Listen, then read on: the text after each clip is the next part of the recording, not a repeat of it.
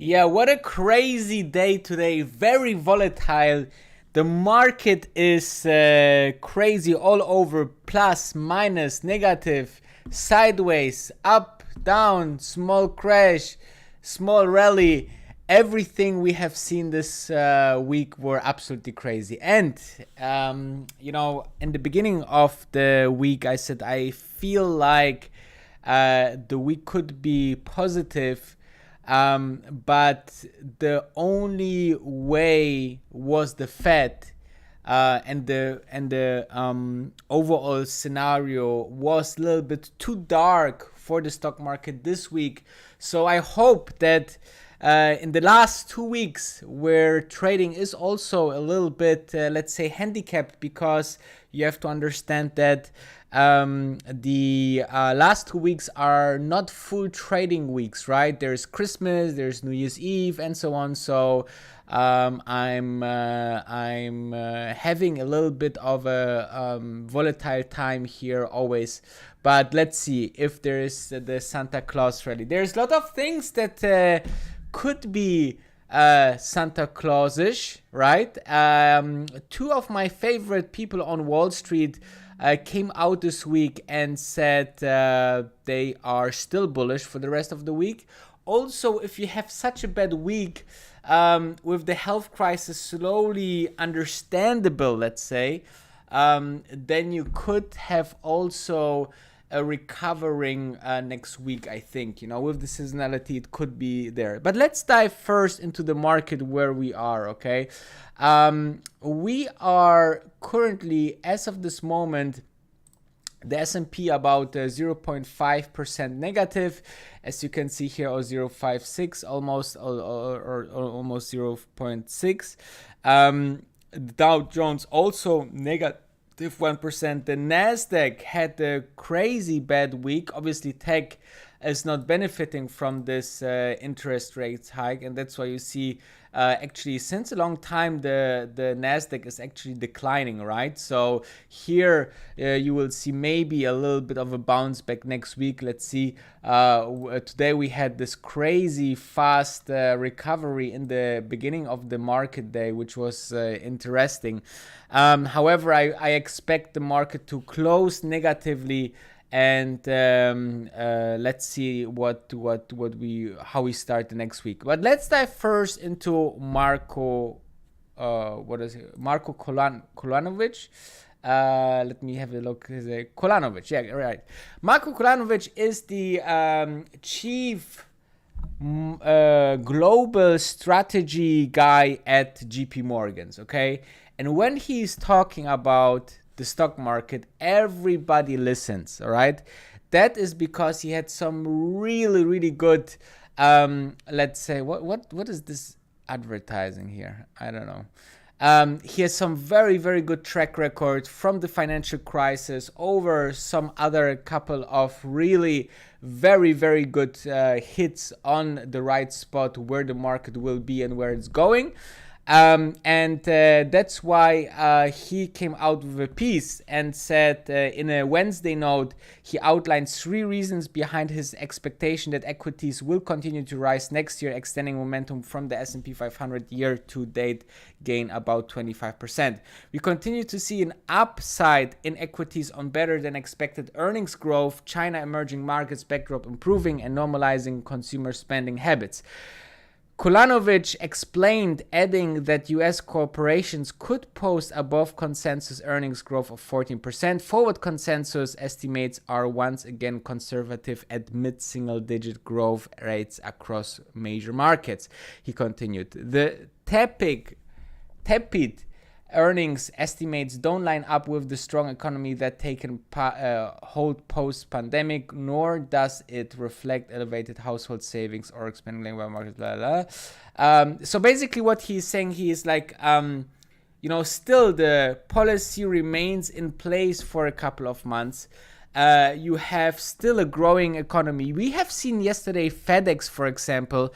FedEx came out yesterday and had a basically really good earnings report, which is always a good sign how the earnings report will be and how the economy is really doing. If their economy doing well, then people are using more FedEx. That's pretty much clear.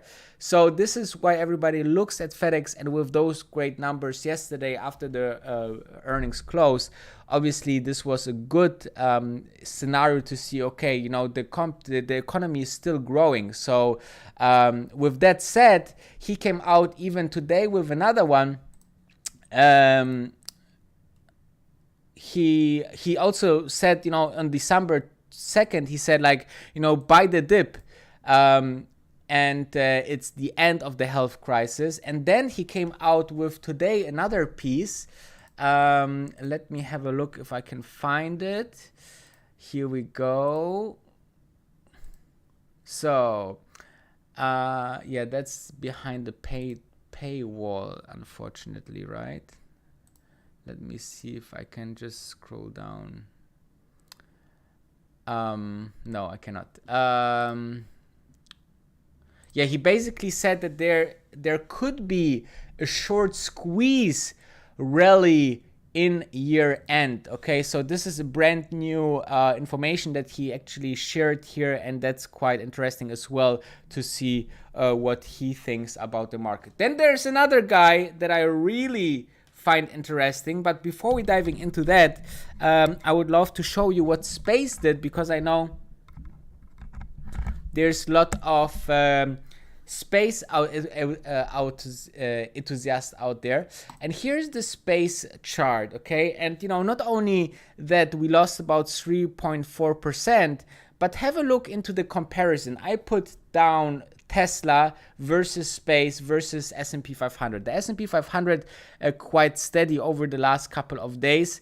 Then we had the Monday drop and the recovery here a little bit for Space as well as for Tesla. However, though, you see here Space did a much better job than, for example, Tesla. Okay, sorry, now you see it. So here you can see Space is doing a really good job, better than Tesla. Tesla at minus 5.3.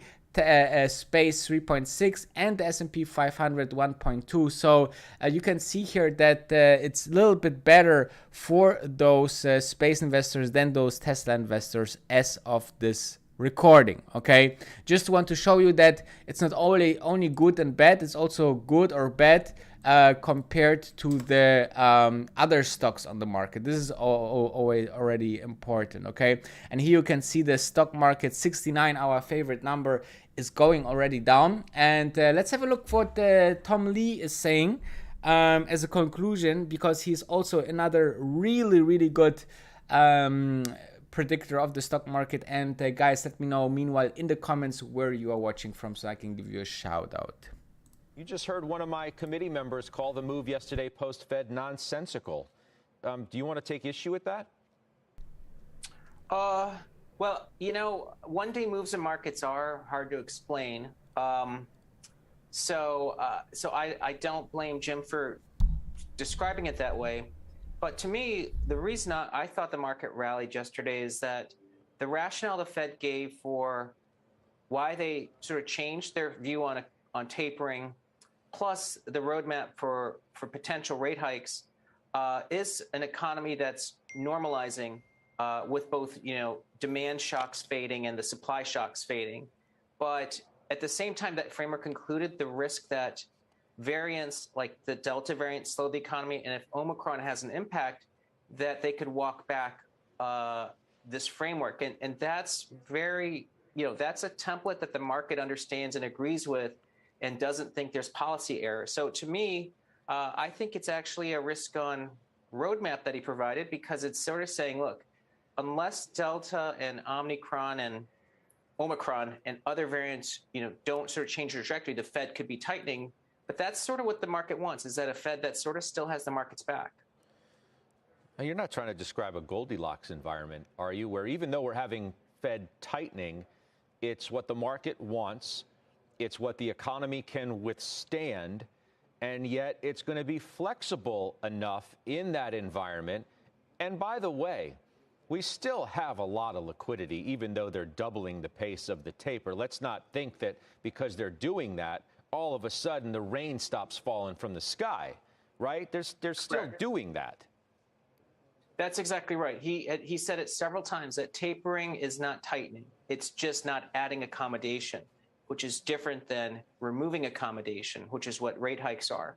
And I do think the market wants the Fed to be a bit of an inflation watcher, and that's very clearly stated. So if inflation is not going to track worse than expected, then the Fed doesn't have to act faster. And then if we have sort of, as you know, this looming uncertainty because of these variants and the transmissibility, that's going to create the uncertainty that keeps the Fed a little more dovish. And I think post confirmation, which is in February, we could also have a change in the character of the Fed. But at the moment, it's important for Powell to be reconfirmed. So you're sticking with your call. I mean, that's the bottom line. 4,800 end of this year, if not even stronger, and 5,000 into the beginning of next year. Yes. I know the time window has really shrunk because we're essentially only 2 weeks left of the year, but we know it's a strong seasonal. We're watching South Africa closely, but as you know, last week positivity started to roll over, and we're going to check the regional cases, but as you know, hospitalizations barely picked up. And then if you look at some of the sewage data in some cities, there's some evidence that potentially Omicron's burn through a lot of areas. So Omicron's very contagious, but then it burns through, and people forget there's another side of Omicron, which is when it peaks. Yeah. You just heard one of my... So now you know what my favorite guys on Wall Street are saying about the stock market. So I think, we should be happy for a new trading week next week. This negative week is over. Rally on! Christmas is on the corner. So shout out to Gallardo Steve, our member from Netherlands.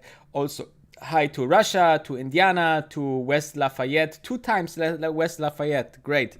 Thank you very much. Follow me on Instagram for more content, and also smash that like